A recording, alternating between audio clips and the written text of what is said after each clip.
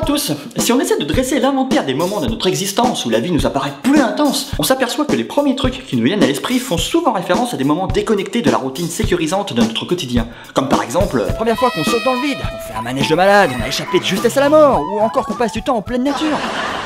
Ouais, alors, tout de suite, je voulais évidemment pas dire de simplement rester connement comme un gland, comme ça, planté au milieu d'un champ. C'est moi qui traite de gland. Je t'emmerde moi, espèce de... Ouais, non, en fait, je voulais plutôt vous parler d'une immersion en pleine nature, dépourvue de tout repère civilisé à proximité directe. Bah oui, ça pourra peut-être sembler con, mais dans la catégorie truc intense, une virée en pleine nature sera une pure expérience aussi tripante qu'enrichissante. Enfin, à condition d'encore oser se lancer dans l'aventure. Oui, si je parle d'oser, c'est parce qu'avec notre propension à tendre vers toujours plus de confort, s'arracher au douillet cocon de notre petit monde civilisé et ultra connecté n'a de nos jours plus rien d'instinctif. Et à vrai dire, c'est même devenu tout le contraire. Même si l'exemple pourra sembler un peu caricatural, les émissions de Survivor sont là pour nous le rappeler.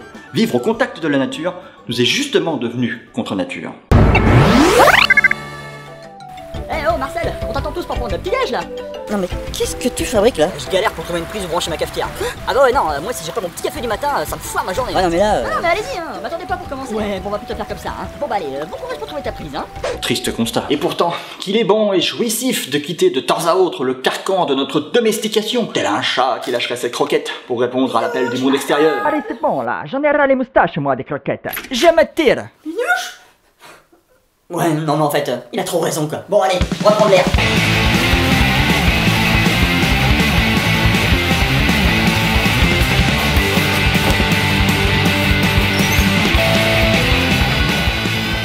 Ouais. Il est bon de prendre de temps en temps un peu de distance avec notre monde civilisé, rien que pour mieux le considérer, avec le regard distancié de celui qui s'en met volontairement à l'écart, et aussi pour le plaisir de se ressourcer au contact de la nature. Ah ouais, genre comme les moines tibétains là, qui partent isolés au fond d'une caverne pendant des années, c'est ça? Bah, peut-être pas à ce point-là quand même, mais c'est vrai qu'au fond, si on veut, on pourrait y trouver un peu de ça aussi, ouais. Bon ok, mais j'ai quand même toujours un peu de mal à saisir le côté tripant là. C'est quoi le but? Le but, bah, c'est de ressentir davantage les choses, de reconnecter nos sens avec l'authentique. Ce sera aussi le fait de renouer l'espace d'un moment avec ses joies et ses peurs primales, qui nous font éprouver la vie plus intensément.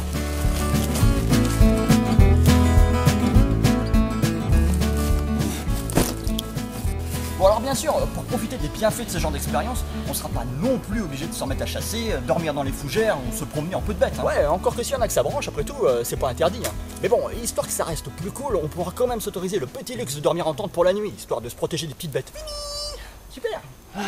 Dans notre monde hyper connecté, shooté aux réseaux sociaux et où l'information circule à la vitesse de la lumière, la solitude peut vraiment avoir quelque chose d'enivrant. Limite étourdissant même. Ouais, et d'ailleurs, il faut quand même reconnaître que s'isoler à la route, comme ça pourra quand même être un petit peu intimidant la première fois. Car s'arracher à notre douillette zone de confort pour se plonger dans un environnement dépourvu de nos repères habituels a généralement de quoi nous faire un petit peu criser. Ouais, du genre comme un gosse qui lâcherait sa mère pour rentrer en maternelle. Vous voyez le truc? Ah, y a pas, c'est trop bon de s'isoler comme ça de temps en temps.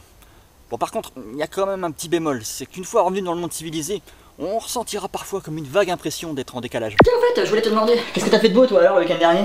Oh, rien de spécial, j'ai juste dormi dans les bois. Quoi?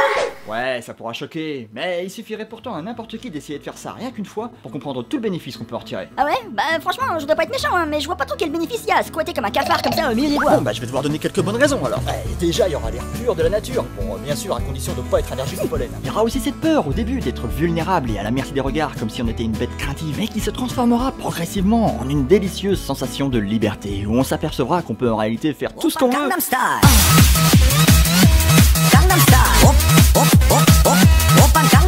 On ressavourera aussi le plaisir de simplement pouvoir manger, quand pratiquement rien autour de nous n'est directement comestible. Et pour finir, ça pourra aussi limite être une expérience de pleine conscience. De pleine de quoi? De pleine conscience, du genre où on prendra le temps d'être à l'écoute de nos sens et à ressavourer le plaisir d'être pleinement connecté à notre environnement direct. Et d'ailleurs, ce moment où le crépuscule arrive est carrément propice à laisser nos sens s'éveiller. Franchement, c'est assez fou de voir à quel point la nature en forêt peut être voyante de vie quand la nuit tombe. Bon allez, dodo.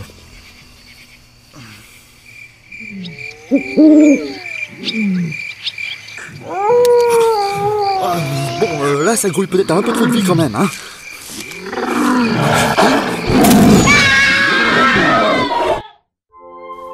Oh putain, la nuit de merde.